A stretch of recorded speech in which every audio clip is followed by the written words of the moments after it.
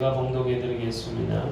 사울은 사무엘이 정한 기한대로 이레 동안을 기다렸으나 사무엘이 길갈로 오지 아니하며 백성이 사울에게서 흩어지는지라.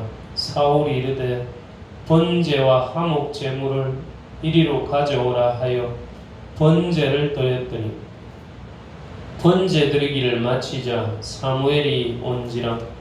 사울이 나가 맞으며 문안하며 사무엘이 이르되 왕이 행하신 것이 무엇이냐 하니 사울이 이르되 백성은 내게서 흩어지고 당신은 정한 날 안에 오지 아니하고 블레셋 사람은 믹마스에 모였음을 내가 보았으므로 이에 내가 이르기를 블레셋 사람들이 나를 치러 길갈로 내려오겠거늘 내가 여호와께 은혜를 간구하지 못하였다 하고 부득이하여 번제를 드렸나이다 하니라. 사무엘이 사울에게 이르되 왕이 망령되이 행하였도다. 왕이 왕의 하나님 여호와께 왕에게 내리신 명령을 지키지 아니하였도다. 그리하였더라면 여호와께서 이스라엘 위에 왕의 나라를 영원히 세우셨을 것이거늘 지금은 왕의 나라가 길지 못할 것이라.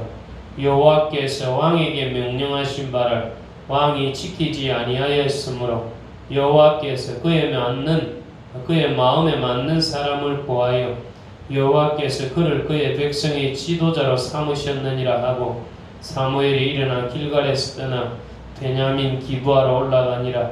사울이 자기와 함께한 백성의 수를 세어보니 600명 가량이라. 아멘. 할렐루야. 이 한 주간도 늘 하나님의 은혜와 은총이 함께 하시기를 축원합니다. 오늘은 중심이라는 제목으로 함께 은혜를 나누기를 원합니다. 우리가 얼마 전에 이제 몇 년 됐죠? 그 세월호 사건 알죠? 세월호에 운전을 하던 분이 급하게 이렇게 운전을 하다가 배가 이렇게 중심을 잃어가지고 그래서 참 안타까운 많은 생명들이 이렇게 참 죽음을 맞이하고 그 가족들이 얼마나 아팠고 온 국민들이 그렇게 힘들어했습니다. 이처럼 중심이라는 것은 아주 소중하고 중요한 겁니다. 오늘은 그래서 특별히 이 중심을 잃었을 때, 우리의 신앙의 중심을 잃었을 때, 중심이 바르지 않을 때 어떤 결과가 초래하는지 한번 나누기를 원합니다. 오늘 이 본문의 배경은 그렇습니다. 이스라엘 백성은 원래 하나님이 왕이신데, 사사기에 들어서 하나님이 왕이신데 그들을 괴롭히는 그런 어떤 민족들, 그 사람들의 왕 제도를 보고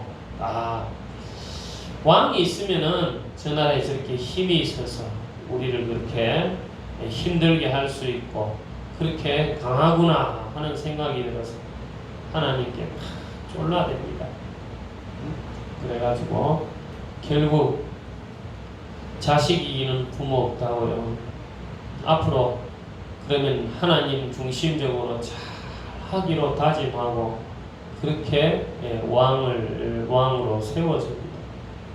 그래서 특별히 이 이스라엘에 이제 왕 제도가 들어오는데 그 처음 왕이 사울왕입니다. 사울왕. 이 사람이 이 베냐민 지파, 이 기스야. 하나님이 이 사람을 아주 작은 지파에서 왕으로 세워주신 것은 앞으로 이 백성들을 잘 이끌어서 겸손히 하나님 중심으로 하나님만 의지하여서 그렇게 나아가기를 원했던 것입니다. 그런데 이 사람이 흔들리기 시작하고 결국 오늘 본문을 통해서 그 자기의 그 왕권이 오래지 못한다는 그런 안타까운 그러한 예언을 듣게 되는 것입니다. 왜 그래 됐는가? 그 연유가 이 본문에 나오는데, 하루는 이제 이 사울 왕과 그 아들 요나단이요, 당시 이스라엘을 괴롭히는 그런 그 족속들, 이 블레셋 족속들을 이들과 이렇게 맞서기 위해서, 그들을 이제 방어하고 그들을 이제 무찌르기 위해서 이렇게, 또 사울은 2,000명, 또 이 요나단은 1,000명, 이렇게가 이렇게 쭉 이렇게 이제 방비를 하고 그렇게 이제 대비를 하고 또 그렇게 공격하려고 했어. 그런데 이제 이 요나단이 기습적으로 이 블레셋을 공격하게 되었던 것입니다. 이 이스라엘이 이제 잘못하면 큰 위험에 처하게 된 거죠. 요나단이 블레셋을 쳤으니까. 블레셋은 특별히 철병거를 가지고, 이 사람들은 강한 사람들이거든. 그래서 이제 안 되겠구나, 이제 큰일 났구나 싶어서 이 사울 왕이 이스라엘 전역에 이제 사람들을 모으는, 군사력을 모으는, 지금 블레셋 사람들이 이렇게 정말 그 블레셋 사람들과 이제 싸우게 되었으니까 우리들이 빨리 모여야 된다. 이 요나단이 공격했기 때문에 저들이 곧 이제 쳐들어올 것이니까 제가 막 이제 뭐 그걸 했겠죠. 이렇게 뭐 사람들을 보내고 이렇게 했겠죠. 그래가지고 이제 이스라엘 사람들이 이제 모인 거예요. 군사들이 모인 거예요. 집결을 한 거예요. 한판 해보자. 근데 블레셋도 자기들이 이제 공격당한 것을 알고 블레셋이 그들도 많이 모인 겁니다. 많이 모인. 그래서 그 사람들이 정말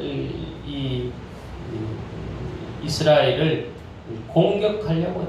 공격하려고.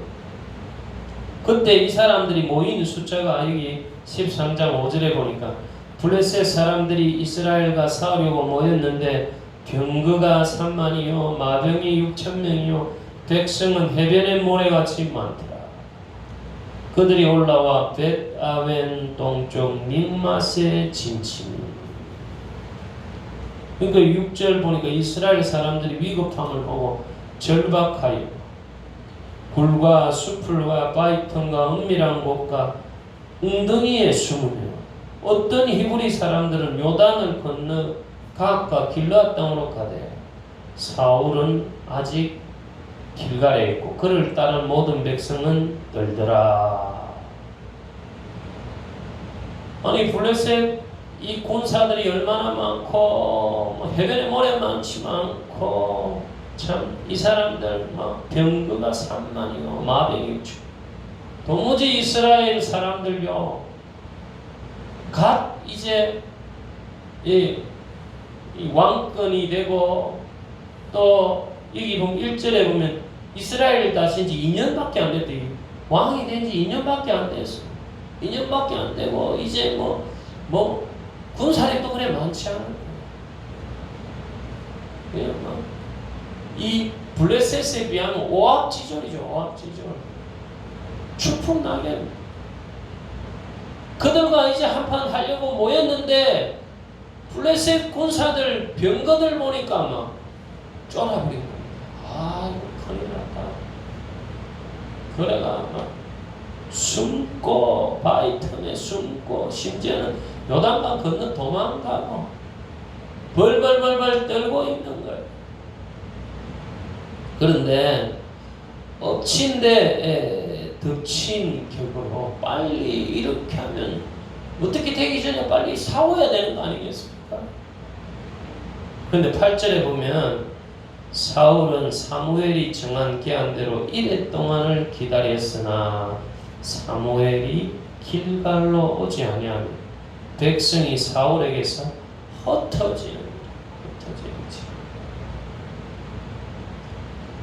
이 사무엘 이 선지자가 특별히 그 사울과 약속을 했고 말씀을 전한 거거든요. 하나님 말씀을 전한 거. 이래 안에 내가 갈 테니까 그때까지 기다려라.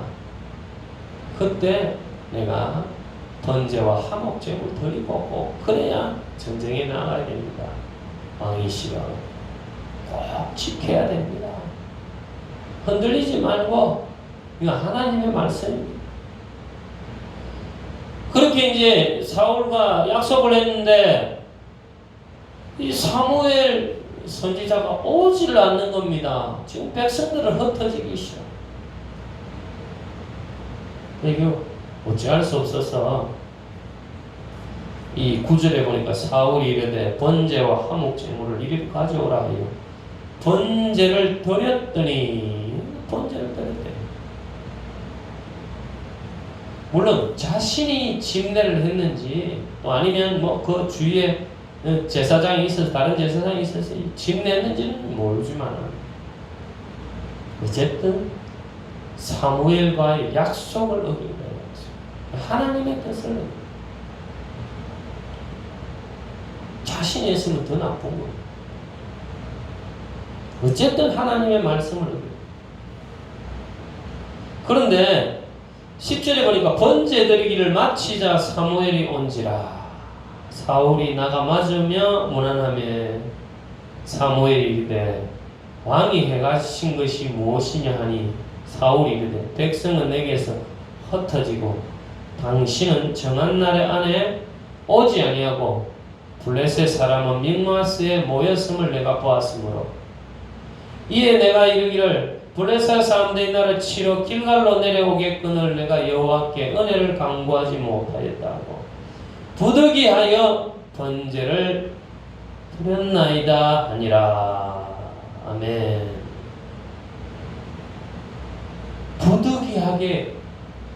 부득이하게 어쩔 수 없이 맞죠. 이거 사실 정황을 보면 맞잖아요. 지금 뭐 저들이 쳐들어올 직전이고 백성들은 흩어지고 이거 뭐 초를 다투는 그런 상황인데 그래서 어쩔 수 없이 예배를 드렸다. 당신 없이 예배를 드렸다. 그런데 여기에 중요한 비밀이 하나 나오는 겁니다. 내가 여호와께 은혜를 간구하지 못했다. 자기 스스로 고백을 하는 게 자기 잘못이에요. 우리 인생에 있어서 어떤 문제에 있거나 또 특별히 이런 위급한 상황에 있을 때 가장 먼저 해야 될 것이 하나님께 은혜를 구해야 될 줄 믿습니다. 뭐 운구73인가 뭐 예? 운칠 뭐죠 그게? 운기 73인가? 뭐 하여튼 운칠기 3인가? 네, 운칠기 3인가? 하여튼 살면서 특별히 정치하는 사람이 너무 잘 안다잖아요. 살면서 우리 모든 삶이 우리 마음대로 될 것 같아도 사실 하늘이 도와주지 않으면 아무리 뭐 그 사람이 지식이 많고 공부를 열심히 해도요 응? 중간에 요절하는 경우도 많고 이런저런 연유로 실패하는 경우도 많습니다. 사실은 하나님이 도와주시고 하늘이 도와주셔야 돼요. 그런데 그가 그런 은혜를 구하지 못했다. 은혜를 구하지 못했다고 자기 스스로 그렇게 고백을 하는 거예요.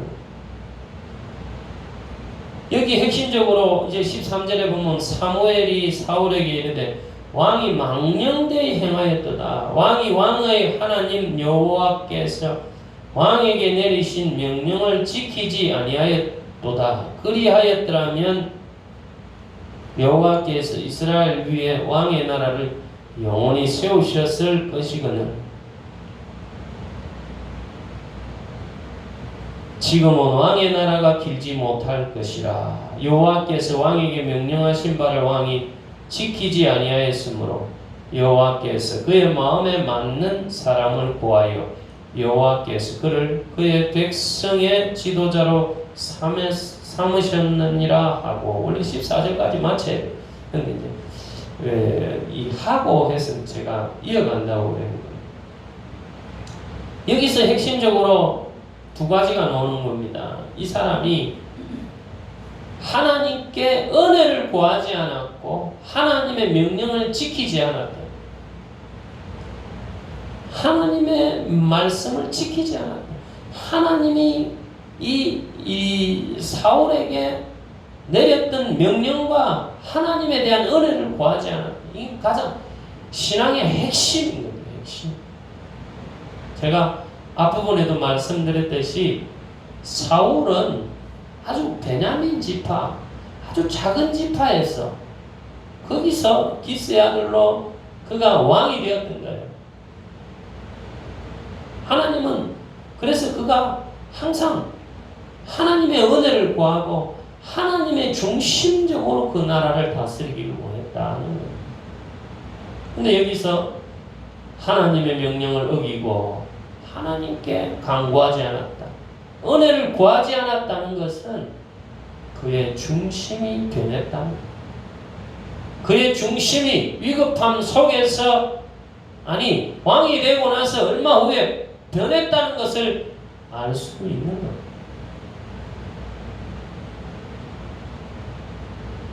그래서 이런 아픔의 결과가 나왔다. 아픔의 결과가 나왔다는 것이. 우리가 중심이 변했다. 중심이 변했다는 것은 바로 결국에는 자기가 중심이 되었다는 것을 볼 수 있는 거예요. 비겁한 상황 속에서 그 속에서 하나님의 은혜를 구하고 하나님의 명령이 무엇인지 더 바라봐야 될 그때 그는 상황이 중심이 되었고 그 상황이 위급한 상황이 중심이 되었고 또 자기가 중심이 되었다. 아마 하나님께서도 분명히 이 사울이 앞으로 이 나라를 이끌어갈 때 그 중심이 어디에 있는가 테스트하려고 이 시련을 주신 거예요. 그러나 그러한 이 시험 속에서 하나님이 더 강하게 하기 위했던 그 은혜를 그가 깨달지 못하고 상황만 보고 엘리사를 잡으러 왔던 그 아람 군사들이요 모여들었을 때 엘리사의 종 게하시는 상황만 본 거예요. 상황만. 그러니까 죽었습니다. 우리는 큰일 났습니다. 그러나 그때 엘리사가 기도합니다. 기도하니까 그의 종 게하시 눈이 뜨게 되고 수많은 더 많은 하나님의 군사가 에워싸고 있다는 것을 그가 목도하고 그래서 영적인 눈이 뜨니까 그 상황을 뛰어넘는 그러한 믿음이 생기고 나중에 그 아람 군사를 다 사마리아로 포로로 잡아 나중에 풀어줬지. 오늘도 우리가 어떤 상황을 대할 수도 있고 또 그게 이런 위급한 상황일 수도 있고 또 흔들리는 그런 상황일 수 있습니다. 그럴 때일수록 기도해야 돼요. 하나님께 은혜를 구해야 돼요. 그때 내 중심적으로 급하니까 내 마음대로 풀어가면요 잠시는 편할 수 있어요. 잠시는 그게 풀리는 것 같아요. 그러나 인간이 푸는 건요 완전할 수도 없고 완벽할 수도 없고 그건 항상 뭔가 시행착오가 많고 뭔가 잘못되는 경우가 많다. 그럴 때일수록 신앙인은 하나님의 은혜를 간구하고 엘리사가 기도해가지고 영적인 눈을 뜨듯이, 그래서 하나님의 백성을 하나님이 지키신다는 믿음을 가지게 된 것처럼 오늘도 우리가 어려울수록 힘들수록 기도하고 하나님의 은혜를 구하고 특별히 하나님의 말씀을 따라가야 된다는 겁니다. 우리의 중심은 바로 하나님께 있어야 됩니다. 하나님의 말씀에 있어야 됩니다. 이 세상을 만드시고 오늘도 그 말씀을 통하여 역사하시며 그 말씀이 1.1획도 없이 그렇게 이루어 가시는 그 하나님, 그 하나님을 중심으로 나아가야 된다는 것을 우리가 기억해요. 사울은 순간만 오면 하려고 했고 그 잠시 위급함 속에서 그의 신앙이, 그의 중심이 표가 되고 자신이 중심이 되고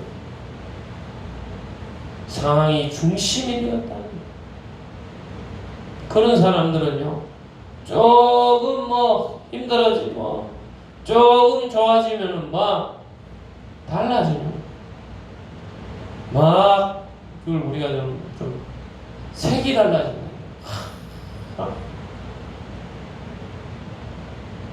그런 게 있고 도마뱀도 이렇게 색이 달라지는 도마뱀이, 그런 사람들은 상황만 조금 그거하면 상황이 이렇게 변하고 저렇게 변하고,